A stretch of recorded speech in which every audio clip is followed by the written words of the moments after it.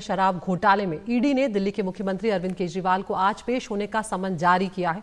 ED ने पिछले समन में उन्हें 18 जनवरी के साथ ही 19 जनवरी की तारीख भी दी थी, लेकिन केजरीवाल शायद आज भी ईडी के सामने पेश ना हो। केजरीवाल आज से 3 दिनों के गोवा दौरे पर जा रहे हैं।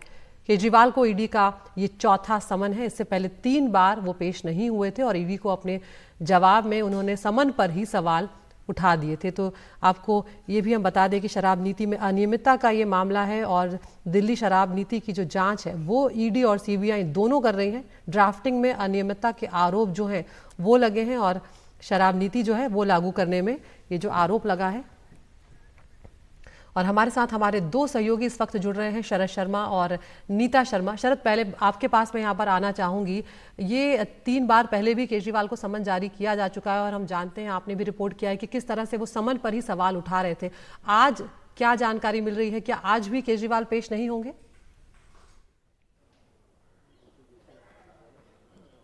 अदिति, पहली चीज तो यह है कि अरविंद केजरीवाल का आज पूर्व निर्धारित कार्यक्रम है जिसमें उनको 18 से 20 जनवरी तक गोवा में रहना है। वहां पर पार्टी के कार्यकर्ताओं के साथ संवाद करना है।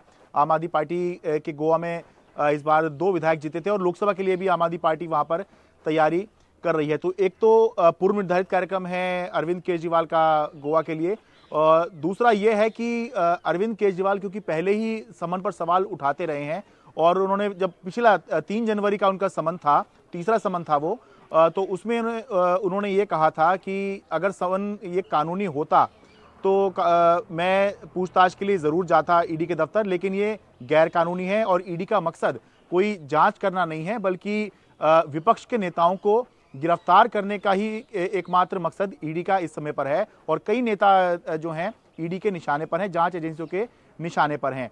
तो इसका मतलब यही समझना चाहिए कि भले ही आज पूर्व निर्धारित कार्यक्रम है, अगर ये ना भी होता तो भी संभावना बहुत कम है कि अरविंद केजरीवाल ईडी की जांच में शामिल हों, क्योंकि जब यही मान रहे हैं कि एक षड्यंत्र के तहत ये सब करवाया जा रहा है तो फिर जो है ईडी की जांच में शामिल होने का कोई मतलब जो है आम आदमी पार्टी के हिसाब से नहीं बनता है। तो इसीलिए जो है बहुत कम संभावना है कि अरविंद केजरीवाल आज ईडी के सामने पेश हों। एक कार्यक्रम है उनका एक शिक्षा विभाग का, वहां पर वो शामिल होंगे और उसके बाद उनका गोवा जाने का कार्यक्रम है।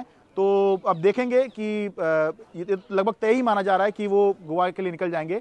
जब लिखित में जवाब वो देंगे ईडी को तो उसमें देखेंगे हम कि वो क्या इस बार दलील दे रहे हैं। बहुत संभावना है, जैसे ईडी लगातार एक ही समन को रिपीट कर रही है तो अरविंद केजरीवाल भी अपने जवाब जो हैं जो पहले उन्होंने ईडी को दिए हैं वही जवाब जो हैं अरविंद केजरीवाल आज भी ईडी को दे सकते हैं। लेकिन तारीख 2 बताई गई है, 18-19 की तारीख, तो संभव है कि आज हो सकता है जवाब ना आए, कल अरविंद केजरीवाल ईडी को जवाब दे दें।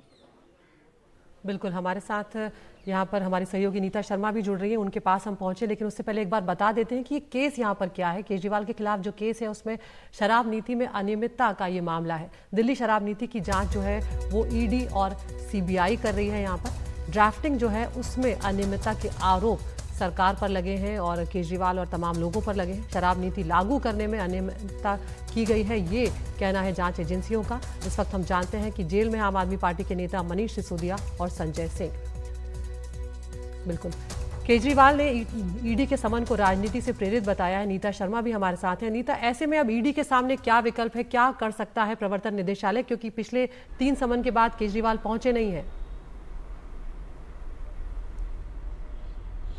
बहुत दिलचस्प बात यह है अदिति के सेम केस में अरविंद केजरीवाल सीबीआई के सामने पेश हुए थे और उन्होंने सीबीआई की जो भी क्वेश्चनिंग थी उसमें उन्होंने उनको जवाब दिए। लेकिन क्या वजह है कि सेम केस में वो एनफोर्समेंट डायरेक्टोरेट के सामने पेश नहीं हो रहे? इसके पीछे जो वजह है वो कानूनी है, क्योंकि जो सीबीआई के सामने वो बयान देते हैं वो धारा 161 सीआरपीसी के तहत देते हैं, जो कोर्ट में एडमिसिबल नहीं होता है। लेकिन जो ईडी के आगे बयान देंगे वो धारा सेक्शन 50 के तहत उन्हें समन किया गया और इस धारा के तहत जो उनकी स्टेटमेंट रिकॉर्ड की जाएगी वो एडमिसिबल होगी कोर्ट में।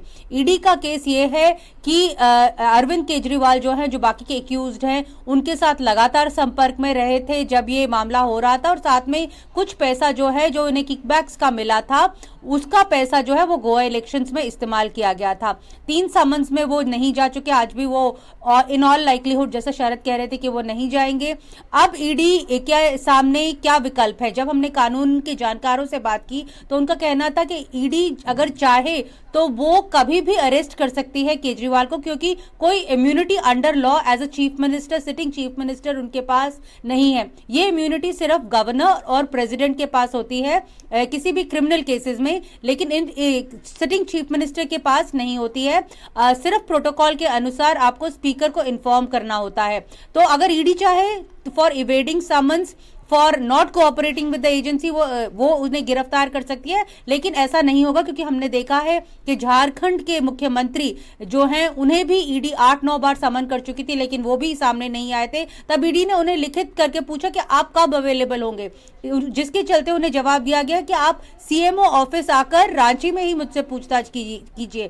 तो ईडी जो है अब वो 20 जनवरी को उनसे पूछताछ करेगी। तो क्या ईडी इसी तरह का रास्ता इख्तियार करेगी अरविंद केजरीवाल के लिए भी? ये जो है अब देखने वाली बात है। अदिति।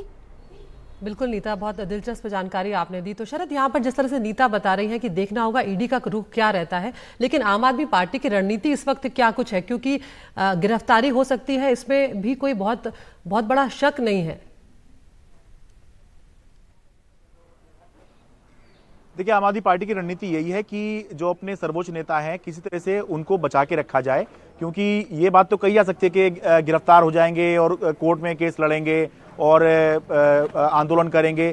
ये सब बात कहने में तो अच्छी लगती हैं, लेकिन चुनाव के समय पर, जब अब लोकसभा चुनाव आ रहा है, तो चुनाव के समय पर सबसे बड़ा नेता जो है, जिसके दम पे पार्टी है, उसका होना बहुत जरूरी है। क्योंकि अगर वो नहीं होगा तो पार्टी के जो दूसरे नंबर के नेता हैं वो पहले ही जेल में हैं, जो और बड़े नेता हैं संजय सिंह वो जेल में हैं। तो फिर अगर सारे ही जेल में हो गए तो फिर आम आदमी पार्टी के लिए कैंपेनिंग कौन करेगा, और मनोबल जो है पार्टी का कहीं वो ना गिर जाए।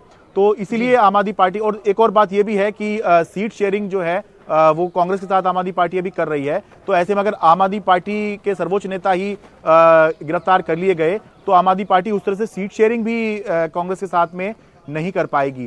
तो यही कारण है कि आम आदमी पार्टी की रणनीति है कि किसी तरह से अरविंद केजरीवाल को बचा के रखा जाए, और जब तक कम से कम लोकसभा चुनाव है तब तक जो ईडी अगर बुला रही है तो उसका जो है जवाब, जब तक ईडी कुछ और नहीं कर रही तब तक उसको लिखित में जवाब दिया जाए, और अगर ईडी कोर्ट जाती है तो कानूनी रास्ता इख्तियार करके अदालत में लड़ाई लड़ी जाए।